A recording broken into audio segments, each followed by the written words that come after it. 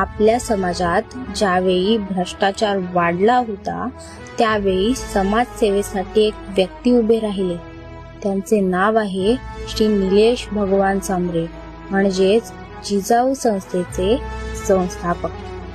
ज्या काळात उपचारासाठी रुग्णांची लूट केली जाते त्या काळात त्यांनी आपल्या गावामध्ये मोफत रुग्ण सेवा चालू करून अनेक गरजूंना त्याचा लाभ दिलेला आहे.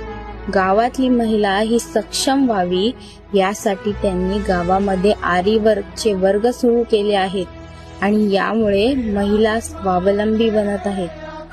एक व्यक्ती ही समाज बदलू शकते हे निलेश सांबरे यांनी यांच्या कार्यातून सिद्ध करून दाखवले आहे. त्यांच्या या कार्याला माझा मानाचा सलाम.